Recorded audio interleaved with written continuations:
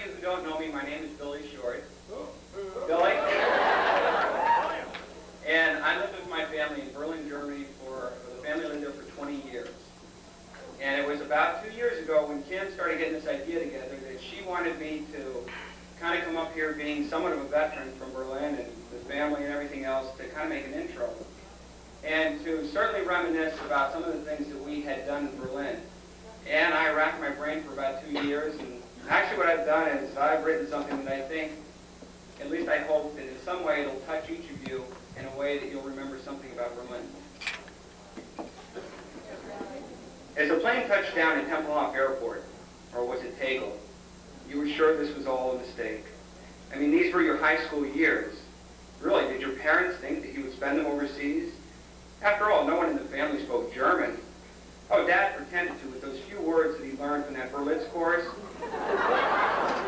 You know, Guten Tag, Wie geht's, and Dankeschön.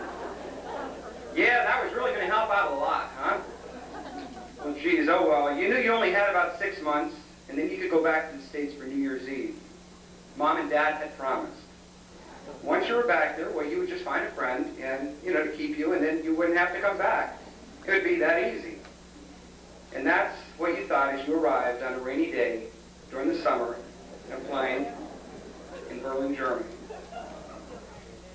Your first impressions? Well, you learned rather quickly that that wasn't just a rainy day. In fact, it seemed to rain a lot. For a city, the place was one of the greenest you had ever seen, and those sights around the city were pretty interesting. The Kudamm, the Reichstag, and, well, that depressing thing called the Berlin Wall. You had heard about it in the States, but you had never really thought about it. In fact, you and your friends in the States never thought much about this place at all. And you were pretty lonely.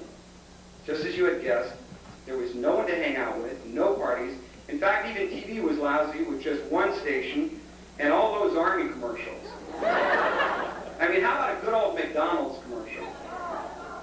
The first day of school was horrible. First off, what would everybody wear? You were sure you would never make a friend, and how would you ever find your glasses? And Mom and Dad, well, they kept saying everything would be all right. God, you wish they would stop, because you had already decided, no, it would not be all right. As you got off the bus, you followed the other students into the building. You were so glad no one had decided to sit next to you on the bus. Now, if you could just get through the day. Well, you asked somebody in the main lobby, in front of those steps that went up what looked like about 3 floors, where the principal's office was. They told you, to the left, down that short little hallway. They also asked if you were new in school. Well, yes, you replied and gave your name. They seemed friendly enough. Well, maybe you would see them later. In the principal's office, the secretary gave you your schedule. She pointed out a few things in the school, all of which you forgot once you left the office. But you did catch one thing she said. Your first period, it was on the 2nd floor. U.S. history with a miss or a touch.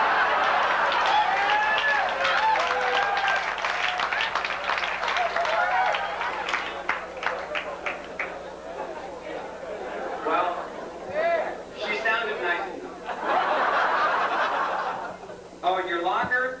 Well, that was on the 1st floor, number 64, along with the rest of the juniors and seniors. You could get your lunch from supply. Well, you do that later, because right now you had about 15 minutes, and before class started, you decided to walk outside away from this place. God, you hated it here. There was absolutely no way you would learn to like it. In fact, you almost started crying, but that school bell sounded and brought you out of your depression, so you headed into class. You went up that spirally staircase to the 2nd floor and down the hall to the 2nd room on the right, room 216. U.S. history. Well, most of the class was already in there talking, laughing. I mean, obviously, everybody knew everyone else, and you were probably the only new student in this school. Well, you headed up the side of the room, well, almost at the back. No one noticed you, thank God.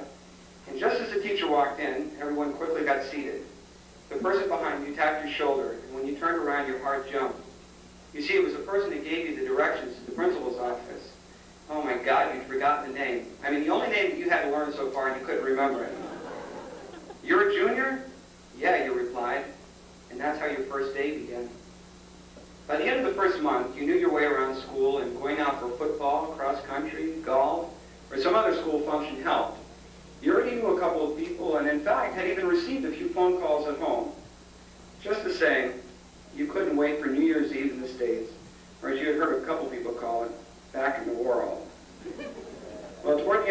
first month, you heard a lot of talk about the trip on the duty train.